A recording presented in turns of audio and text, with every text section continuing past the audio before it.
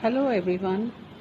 The topic for study today is word formation. We have split it into two parts. We are going to look at four topics: synonyms and antonyms, words liable to be confused, words frequently misspelled, prefixes and suffix.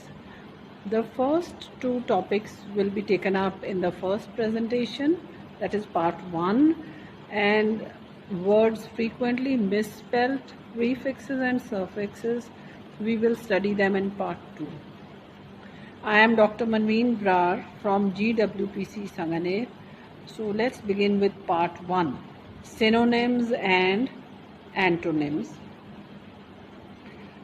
Synonyms are words with similar meanings. They are close in meaning but not exactly the same. For example, shut is a synonym of close, pretty is a synonym of beautiful, sad is a synonym of unhappy. The meanings are similar but not exactly the same. If you look at the word start, you have so many synonyms for it: begin, commence. So synonyms, words with similar meanings, and this is a very important area in English grammar these days. In all competitive exams as well as other exams, you are asked these questions. So we have a complete list for you here. Look at the first one: habit. That is disposition, tendency. To kill, murder, slay. There are some more like assassinate, like homicide, but we have tried to stick to the simplest ones: serious, grave and thoughtful, rich, prosperous and wealthy, sad, unhappy and depressed, yield, afford, bear. And then you keep moving down the list. Happiness is delight and joy, jump, skip and bounce. To quit is to leave and depart. Natural, pure and unaffected, bright, beaming, brilliant. Career is your employment, your occupation, your job. So you just have to train your mind to find words with similar meanings. Illness is sickness and disease. Honesty is faithfulness and morality. Obedient is dutiful, compliant. Tragic, unfortunate and sad. Young is junior, adolescent. Whenever you are asked this question in the exam, you normally have to give just one meaning, but this list consists of two similar meanings or two synonyms for each word. So please revise them thoroughly. Next, again you have a chart: angry, furious, beautiful, exquisite, pretty is again beautiful. So the thing is that you have to train your mind to look for words with similar meanings, and our brain does have the capacity to store lots of these words, and you will be able to find them. On this slide you can see there is a list of words which is an exercise for you. So my suggestion to you is that after reading through the list given at the earlier pages, you have to attempt this yourself so that you can assess and get an idea of where you stand. Next we come to antonyms.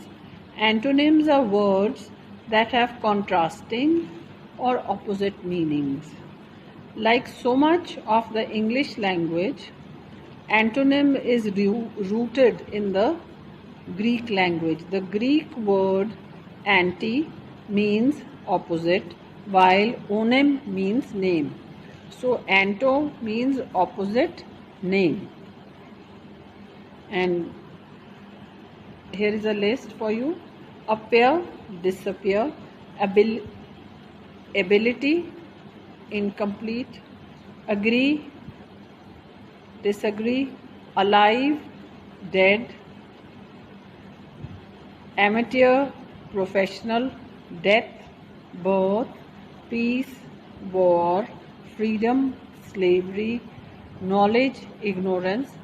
I am sure you are familiar with many words out of these, but here is a list for you to revise and review your knowledge of antonyms. The 21st one is voluntary, compulsory. 28th word, unite, divide, victory, defeat, diligent, lazy, create, destroy. And then the next one, cheap, expensive, blunt, sharp, brave, cowardly.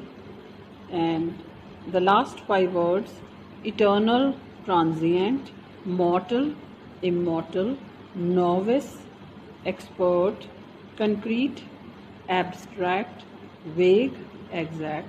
Now this is again a very interesting exercise for you. Please go through it and match the opposites. Like you see these over here.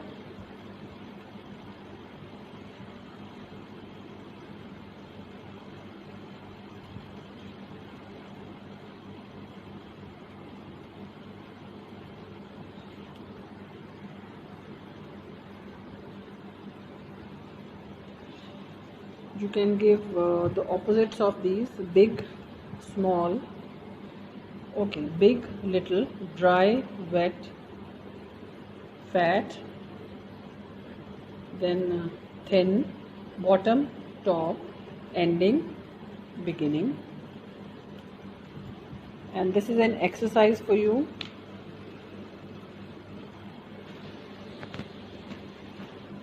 Kindly complete this after going through the words that we are given you. Next we come to confused words. There are many words in the English language that are easily confused because they have a similar spelling and pronunciation but different meaning. We, the Indian speakers of the language, are liable to get confused if we are not careful. For example, breath, which is a noun, means air taken into the lungs and then let out. Sentence, take a deep breath. To breathe, which is a verb, it means the process of inhaling and exhaling.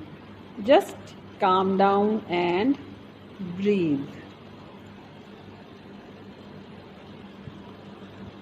Some of the examples of confused words are given here. Oral, related to ears or hearing. The students have to take a dictation test to prove their oral capacities, abilities. Oral, related to the spoken form. He demonstrated his oral skills in the interview. Next is urban, which is related to the city or cities in general. The urban areas have more opportunities. Or we can say, make a even simpler sentence like Jaipur is an urban city. Next is urbane, which means a person well versed in society, social manners, one who is cultured and smooth manner, and the sentence would be he is quite urbane in his manners. Then moving down to spacious and spacious. Spacious is related to space, having space. This room is quite spacious. Spacious, fair or right on the surface, plausible. We don't believe in his specious arguments.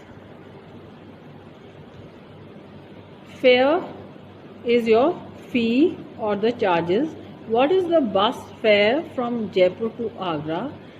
And the second FAIR, fare, it means agreeable, nice. and sometimes we also say to mean as impartial. His judgment is fair. Soul, S-O-L-E, soul means only one. He is the sole owner of this property. S-O-U-L, soul.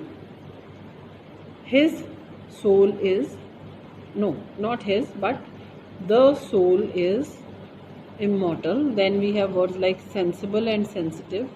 We get confused with the meaning. Deference and difference. Censor and censure. Confidant is one whom you trust and trust with all your secrets. He is my confidant and he knows everything. The other confident is spelt with E and it means being sure, having faith in oneself. I am confident of my success.